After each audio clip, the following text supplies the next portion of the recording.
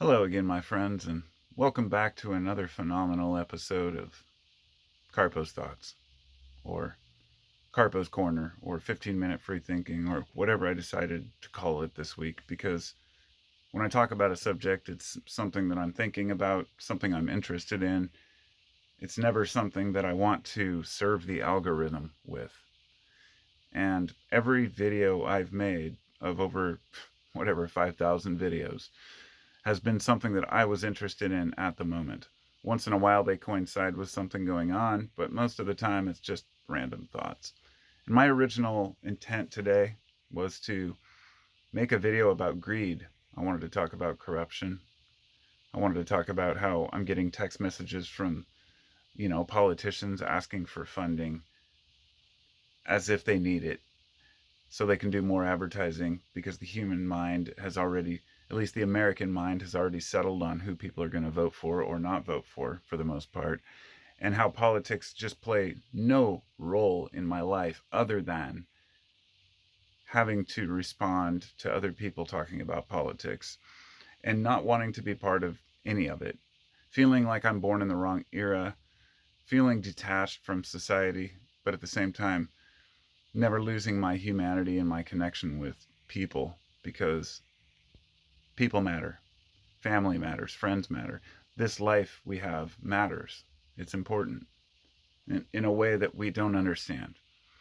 But as I was considering the discussion I wanted to have about greed and billionaires and being disillusioned and disenfranchised and disappointed and every diss you can imagine, even guys like Obama I voted for who ended up, just perpetuating the same old wars and bullshit and then bailing out all the banks so they could give their CEOs millions of dollars in bonuses, billions of dollars in bonuses. The money, the numbers, if you focus on all the problems in the world, then you're always going to drive yourself insane. So instead of talking about greed, I decided to read something that I wrote, even though I'm still going to touch on this topic at a future date. The coincidence was I realized I'd written this poem that I hadn't shared, and something I did want to share. And it happens to be titled Uncorruptable. And I thought about greed and corruption, and then how I came across this poem randomly, Uncorruptible. So I decided I'm going to read you this poem because it was my intention to read it before, and I realized I never had made a video about it. And it's probably because I was too insecure to share it. My writings that, have come from the heart, I'm often reluctant to share just because it's more like it's for me. It's like my journal. It's like a lot of my YouTube videos. I don't even upload a lot of them. They're just for me personally. So as I continue here, I'm going to try to read this because I'm using this crappy old technology, this shitty old cell phone, and it's not very space oriented. It's only got 15 minutes on it. So without further ado, this poem is called Uncorruptible, and I wrote it, well, I finished it just this month, but it was written over the last, whenever I, come across it, maybe I gotta add some shit maybe, but here we go. And I gotta wear my old man glasses because I'm almost 50. And even though I blew the font up to like 26, I still gotta use glasses. No shame. Blistered, black, and charred, we've left ourselves with no regard. With consideration for our plight, we might just see through left and right. False dichotomies convince us that we know what's best for others. Brothers, sisters, hear this truth that took many a lifetime to discover. Wisdom does not come with age. The sage is no less prone to rage. He's merely found the balance needed. Observations, lessons, warnings heeded.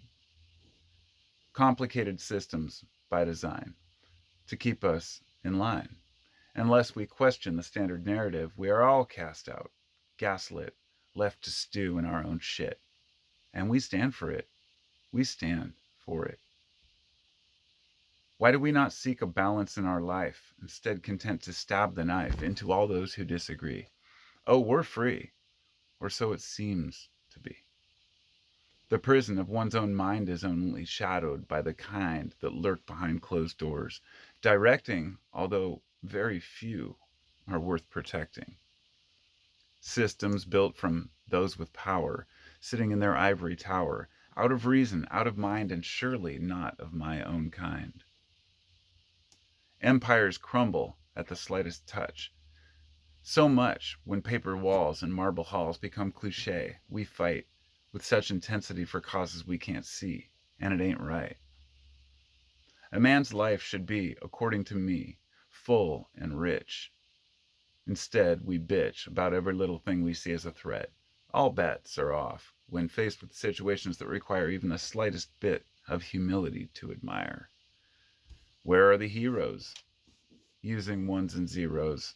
The digital warriors screaming through text on X. The soldiers waiting for what conflict comes next. To input their half-baked opinions, their armchair minions.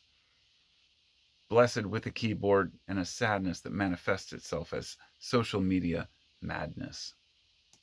Who are we? What do we want to see? A future where it's just me, me, me?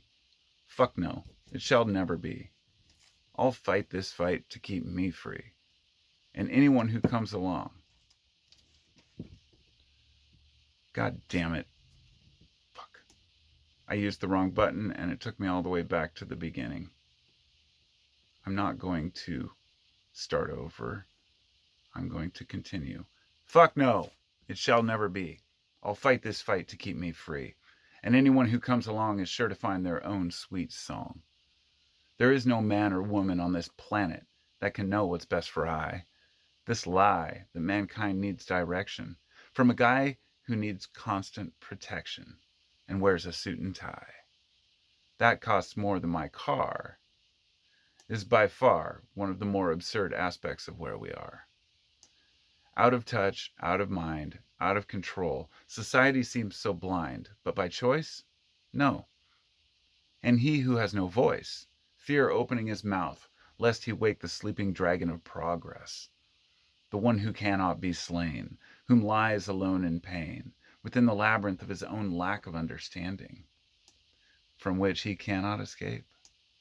The halls of the maze grow deeper each minute, each day, rows and rows.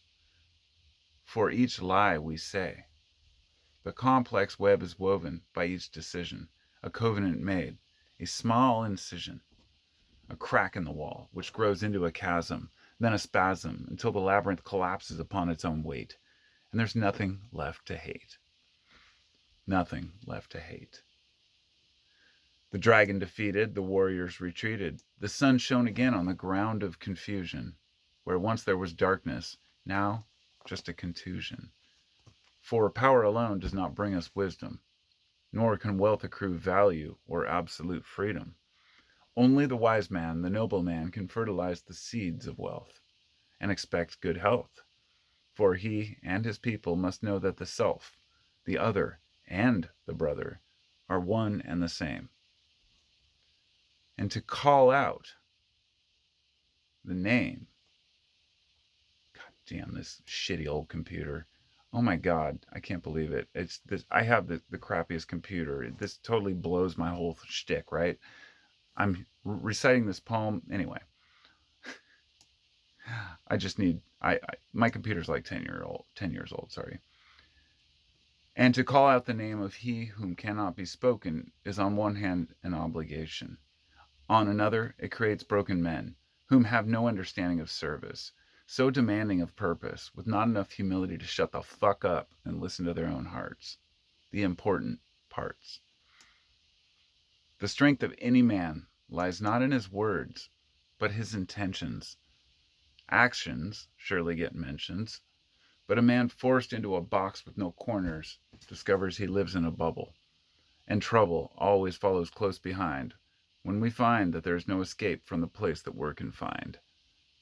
The blind man often sees far more, for his vision has not been corrupted by sight. Fear not the plight of the deaf man, who listens with his heart, for he has much to teach us about who we are and how to play our part in a world that seems indifferent to our suffering. It's just time buffering. How foolish are we to think our short lives here should give us enough time to cause others fear? And what's it all for? I'll take a deep breath.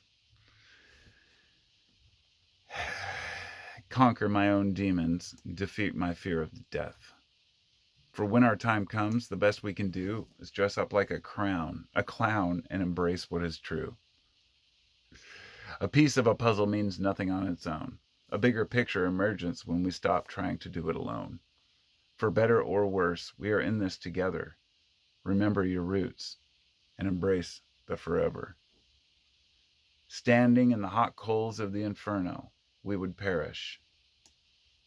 But to keep our feet moving, we cannot be burned. So motion we must cherish. So we take what we've learned and share what we've earned, and all shall fall into place anytime, because all is eternal. We are eternal. And that's my poem. And it looks like I finished it with still enough time before my camera dies. I wasn't sure how long it would actually take to finish it. Do you want to save changes to... I don't know, because I don't know if I made changes, and I hope I didn't. On the other hand, maybe I did. I'm personally very tired of technology. I watched a video earlier where someone was doing a 30-day only using their iPod for music. And he was saying how he deleted a lot of all the apps from his phone, and it was this whole thing he went on. And I've been on this kick for, well, I'm almost 50, okay? Gen X. I grew up climbing trees and breaking windows. So I went out and did shit. And I know the older generations reminisce about the good old days. My parents did it about their good old days too. But I really believe that Gen X, the latchkey kids of the 80s, really had it different, because you were expected to adhere to a certain standard, certain code of ethics back in the 50s, 60s. Come the 70s, 80s, and 90s, it was like a free-for-all. There was a changing of the guard, and society was going through a lot of shit. Well, today, it is again. But the kids have been suckered back into this bullshit idea that everything that comes from a screen is somehow reality. It's even worse than the television generation. We thought that the internet age would bring us an escape from all the false dichotomies and bullshit and alienation, But no, it created more of it. And I'm not going to sit and blame the carpenter for using his hammer improperly. But we each hold a bit of a responsibility to make sure that we aren't being complete assholes to each other and the world. And if you find yourself engaging in the hatred and negativity online, you might want to stop and ask yourself why you spend the time to argue with people, unless it's for your own satisfaction of being right when somebody else is wrong. And, for me personally, I guess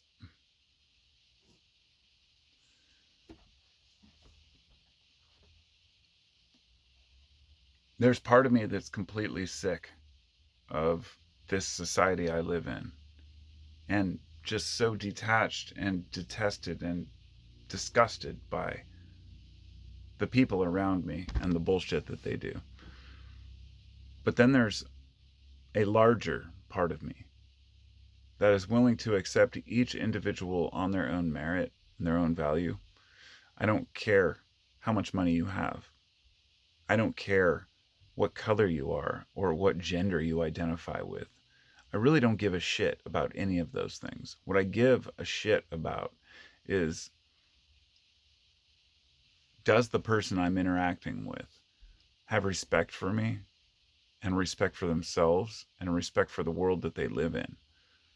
Because there is a group of people within every generation who detests normalcy. And this may all sound off track, but it's not. It's all part of the web of bullshit that, for instance, you know, being incorruptible, uncorruptible, means that you can't be bought out or sell out because of money. To me, one of the most important values that I hold in my life is no matter how much I desire to have the money I want, I think about it more than I should.